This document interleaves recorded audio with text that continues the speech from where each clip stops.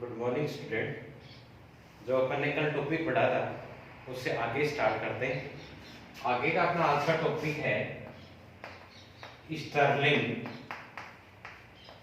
सूत्र, Stirling formula, Stirling formula. ठीक है, अब देखो स्टर्लिंग फॉर्मूला अपने पास क्या होता है, लॉग एन फैक्टोरियल होता है। लॉग एन फैक्टोरियल की वैल्यू होती है n log n minus n. ये आपके पास स्टर्लिंग फॉर्मूला होता है। इसको अपन को प्रूफ करना है, log n factorial is equal n log n minus n. अब देखो पहली बात तो ये देखो स्टर्लिंग फॉर्मूला काम क्या आता है, यूटिलाइज क्या आता है। तो स्टर्लिंग फॉर्मूला यूटिलाइज ये आता है जो लार्ज नंबर होता है, लार्ज नंबर होते हैं, उन लार्ज नंबर का फैक्टोरियल, लार्ज नंबर का फैक्टोरियल कैलकुलेट करने के लिए अपन को स्टर्लिंग फॉर्मूला यूज करेंगे। तो लार्ज नंबर का फैक्टोरियल अपन कैलकुलेट करेंगे, तो कैलकुलेट करने के लिए अपन को पता है फैक्टोरियल, फैक्टोरियल की वैल्यू होती है जैसे n फैक्टोरियल। तो n फैक्टोरियल की वैल्यू होती है n into n minus 1 into n minus 2 up to ये n टाइम चलेगा, मतलब इसको मैं 4 3 2 1 लिख दूं। तो log n फैक्टोरियल, तो n फैक्टोरियल की वैल्यू हो गई n into n minus 1 n minus 2 up to 4 3 2 1। अब इस इक्वेशन फर्स्ट डाल दो इसको। अब इस इक्वेशन फर्स्ट का बोथ साइड अपन log ले लेंगे। क्या ले लेंगे, बोथ साइड दो, taking log of equation first both side. तो log लेंगे तो log n factorial is equal log n into n minus 1 n minus 2 up to अपने पास 4 3 2 1 ये हो जाएगा। ठीक है, अब देखो इस तरफ तो आपके पास log n फैक्टोरियल तो है ही है। अब इसको log को अंदर मल्टीप्लाई करो, अंदर मल्टीप्लाई करो तो अपने पास क्या आ जाएगा, log n plus log n minus 1 plus log n minus 2 plus log 4 plus log 3 up to n time. ठीक है, तो log n factorial is equal, इनको अपन मैं एक साथ लिखना चाहूं समेशन की फॉर्म में, तो summation is equal x is equal 1 to n log of x लिख सकते हैं कि summation 1 x equal to 1 to n log of x। अब देखो यदि number of system, number of particle बहुत ज्यादा है तो समेशन को अपन इंटीग्रल में डिफाइन कर सकते हैं। तो इंटीग्रल करेंगे तो log n factorial is equal, summation को इंटीग्रल में लगा दो तो 1 टू n, ये आपके पास log ऑफ x और ये आपके पास dx। ठीक है, अब देखो इस log x को इंटीग्रेट कर दो तो log n factorial is equal log x का कितना आ जाएगा x, log x minus x और इसकी लिमिट 1 टू n, लिमिट लगा दो, limit upper limit minus lower limit, तो log n factorial is equal n log n minus log 1 plus 1। ठीक है, अब यहां number of system n is very greater than large है, किसके कंपैरिजन में, 1 के कंपैरिजन में। तो ये 1 इसके कंपैरिजन में नेगलेक्ट हो जाएगा, तो log n factorial is equal n log n minus n आ जाएगा। ये आपके पास एक इंपॉर्टेंट फॉर्मूला, किसका, स्टर्लिंग फॉर्मूला, स्टर्लिंग फॉर्मूला को प्रूफ कर दिया अपन। तो स्टर्लिंग फॉर्मूला आप अपने माइंड में सेट करो। फॉर्मूला क्या होता है, log n factorial, log n factorial का फॉर्मूला होता है n log n minus n। इसको अपन प्रूफ करते हैं। तो सबसे पहली बात आपको अपने माइंड में ये सेटअप करना है कि ये फॉर्मूला यूटिलाइज क्यों करते हैं। तो बहुत मतलब लार्ज नंबर्स के लिए या बड़ी संख्याओं के फैक्टोरियल कैलकुलेट करने के लिए अपन को ये फॉर्मूला यूज करते हैं। अब इस फॉर्मूले को अपन प्रूफ करते हैं। प्रूफ करते हैं मतलब n फैक्टोरियल है, n फैक्टोरियल को अपन ऐसे लिखते हैं n into n minus 1, n minus 2, n minus 3 up to n time के लिए, ठीक है। अब इस इक्वेशन का बोथ साइड में मैंने लॉग ले लिया, बोथ साइड में लॉग लगा दिया, लॉग को अंदर मल्टीप्लाई करा दिया, सोल्व कर लिया। ये n टाइम्स वैल्यू चल रही है, इसको समेशन की फॉर्म में लगा के 1 टाइम लिख दिया। यदि नंबर ऑफ पार्टिकल्स बहुत ज्यादा बड़े हैं, इनकी एक साथ वैल्यू कैलकुलेट करनी होती है, तो समेशन कन्वर्ट हो गया इंटीग्रल में, limit 1 to n log x dx। log x को इंटीग्रेट कर दिया, x log x minus x integrate कर दिया, तो इंटीग्रेट करेंगे तो वैल्यू अपने पास ही आ गई। फिर अपन की लिमिट 1 to n, लिमिट लगा दी, लिमिट का formula upper limit minus lower limit, limit लगा दी तो ये वैल्यू आ गई। तो log n factorial is equal n log n minus n। ये अपने पास क्या हो गया, स्टर्लिंग फॉर्मूला। तो ये तो अपना फर्स्ट टॉपिक हो गया। फर्स्ट टॉपिक अपने पास स्टर्लिंग फॉर्मूला।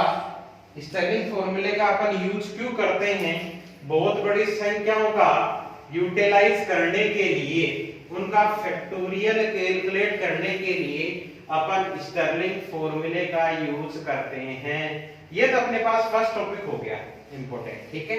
अब देखो अपना नेक्स्ट टॉपिक आएगा सवितरण फलन।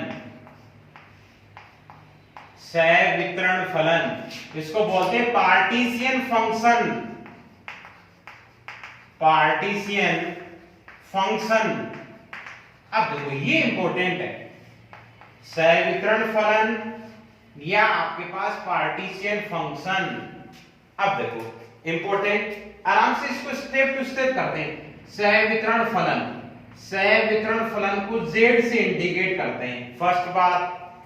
नेक्स्ट पॉइंट, सवितरण फलन होता है, पार्टीशियन फंक्शन होता है, ये अपन को ये डिफाइन करेगा किसी भी सिस्टम के इंडिविजुअल फेज सेल में किसी गैस के मॉलिक्यूल्स कितने हैं, इन मॉलिक्यूल्स की एनर्जी कितनी है, इन मॉलिक्यूल्स का इस सिस्टम के अकॉर्डिंग बिहेवियर कैसा है, ये जो अपन को डिफाइन करते हैं वो अपने पास पार्टीशियन फंक्शन।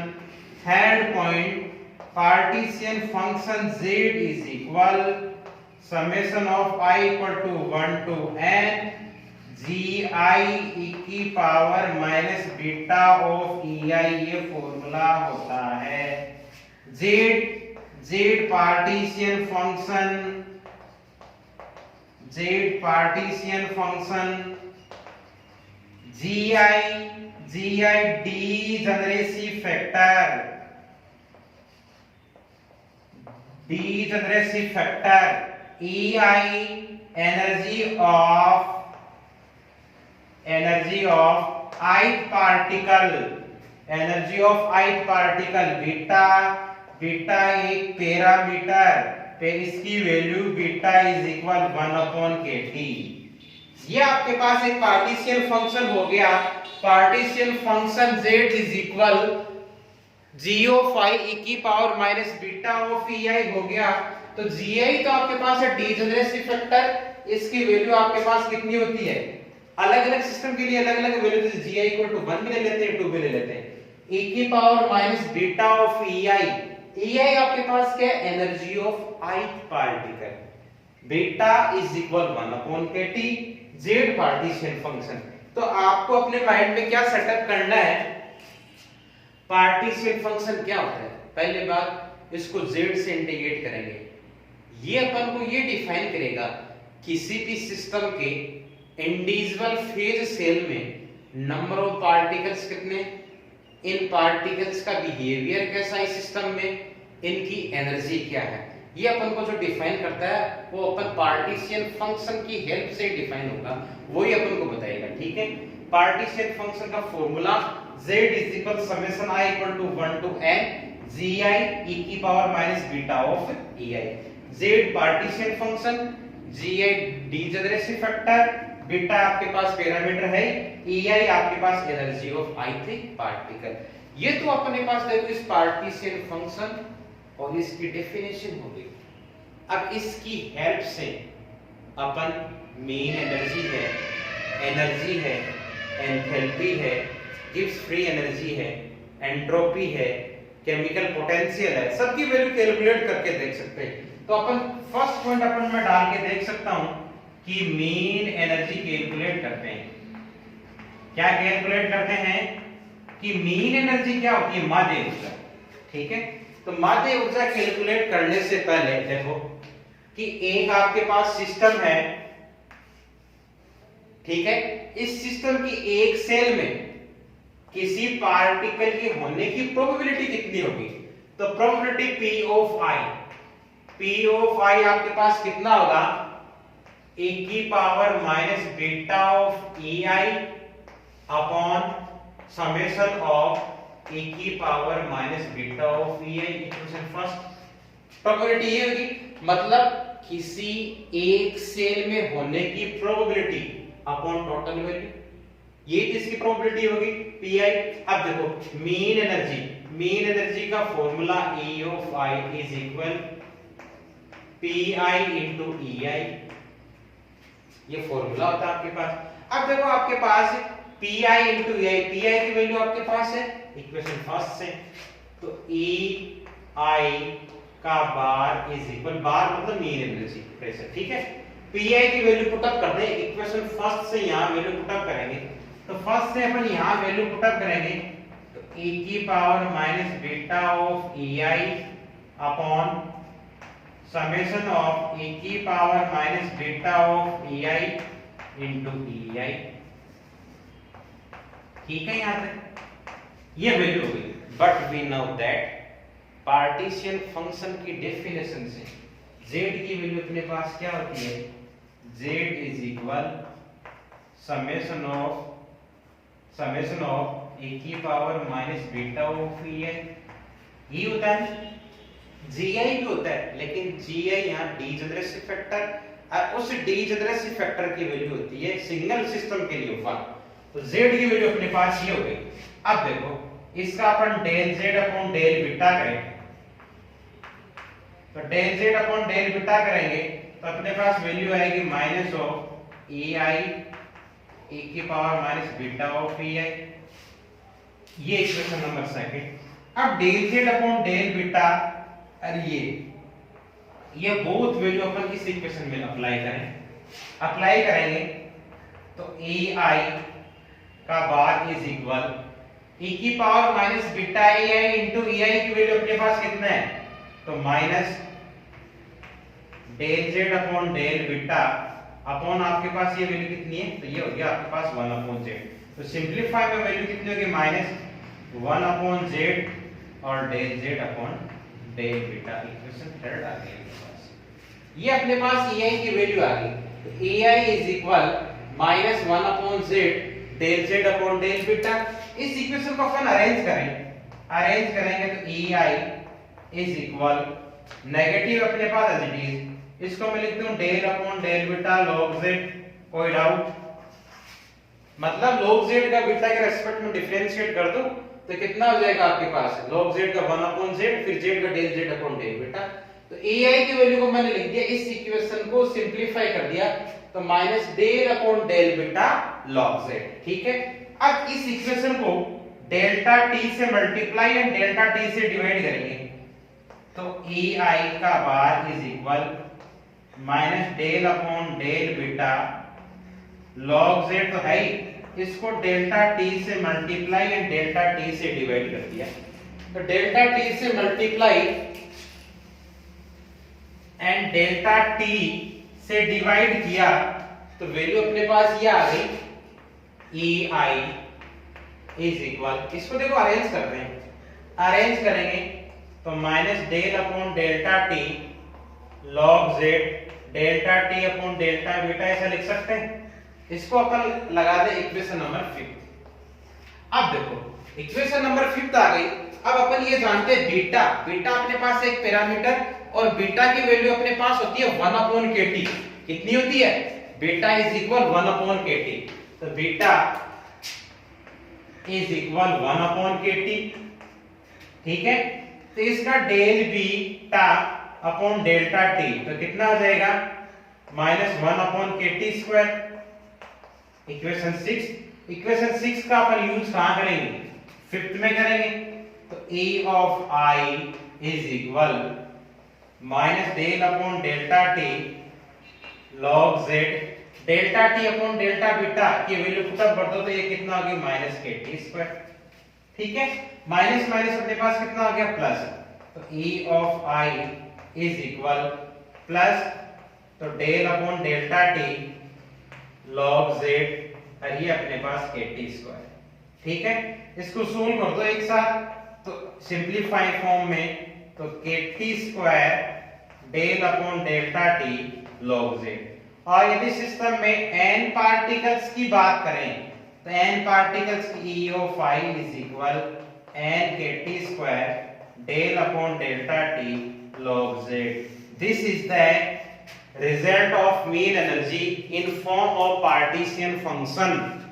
पार्टीशियन फंक्शन की फॉर्म में मीन एनर्जी का formula EI is equal n kT² del upon delta T log z। Is that clear? देखो सीधा सा है अपने पास कि अपने पास पहले प्रोबेबिलिटी लिख ली PI इज इक्वल e की power minus beta EI upon summation E। Mean energy का formula PI into EI। PI की वैल्यू पुट अप कर दी। ठीक है, फिर अपन पार्टीशियन फंक्शन की डेफिनेशन से ये जानते हैं, इसका del z upon del beta कर दिया। ठीक है, अब ये बोथ वैल्यू अपन इस इक्वेशन में अप्लाई कर दी। इसको अपन ने सिंपलीफाई फॉर्म में ऐसा लिख दिया, सिंपली डेल्टा t से मल्टीप्लाई एंड डेल्टा t से डिवाइड कर दिया। डिवाइड करने के बाद में अपने पास ये फॉर्म आ गई, बीटा इज इक्वल 1/kT। इसका delta beta upon delta t कर दिया। ये बोथ वैल्यू अपन यहां अप्लाई कर दी तो kT² माइनस माइनस अपने पास प्लस n पार्टिकल्स और इसका n से मल्टीप्लाई करा दिया। तो ये तो अपने पास पार्टीशियन फंक्शन की फॉर्म में मीन एनर्जी का फॉर्मूला हो गया। सिमिलरली अपन इसका देखो दूसरी एप्लीकेशन सोल्व करें। दूसरी एप्लीकेशन अपने पास है स्पेसिफिक हीट। क्या? Specific heat. ये तो देखो फर्स्ट एप्लीकेशन मीन एनर्जी, ये अपने पास है स्पेसिफिक हीट। स्पेसिफिक हीट अपने पास उष्माधारिता, उष्माधारिता स्पेसिफिक हीट। अब देखो स्पेसिफिक हीट क्या होती है? इसका formula CV is equal delta EV upon delta T या delta E upon delta T। E अपने पास एनर्जी, एनर्जी का ये लास्ट वाला फॉर्मूला लिख दो, चाहे अपने पास कोई सा भी एक इक्वेशन पुट अप कर दो तो CV is equal del upon delta T। E की वैल्यू लगा दो, E की वैल्यू तो इसमें ये लगाऊंगा अपने पास minus del upon del beta log z लगा दिया। इसको थोड़ा सोल्व कर लेते हैं तो CV is equal del upon delta t minus del upon del beta log z।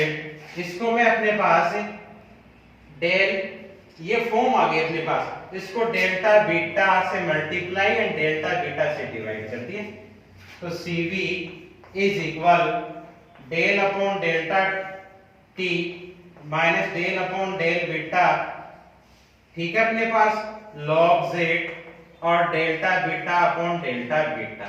थोड़ा अरेंज करते हैं इसको। CV इज इक्वल माइनस का डेल अपॉन डेल्टा बीटा लगाओ बाहर, ये del upon delta t, del upon delta t है ना, तो यहां पे अपॉन डेल बीटा लगाओ log z और अपने पास यहां delta beta upon delta t लगाओ। अब अपन ये जानते हैं क्या, बीटा इज इक्वल 1/kT, तो delta beta upon delta t is equal -1/kT²। ये वैल्यू अपन यहां अप्लाई करेंगे, यहां अप्लाई करेंगे तो अपने पास ये टर्म आ जाएगी kT² की वैल्यू पुट अप कर देंगे, आगे अपन सॉर्ट आउट कर लेंगे। तो ये अपने पास इस फॉर्म में देखो कौन सा फॉर्मूला हो गया, स्पेसिफिक हीट का हो गया। ठीक है, तो अपन ने देखो मीन एनर्जी निकाल दी, स्पेसिफिक हीट निकाल दिया। अब देखो अपन इस पार्टीशन फंक्शन का यूज करके मीन एनर्जी कैलकुलेट कर ली,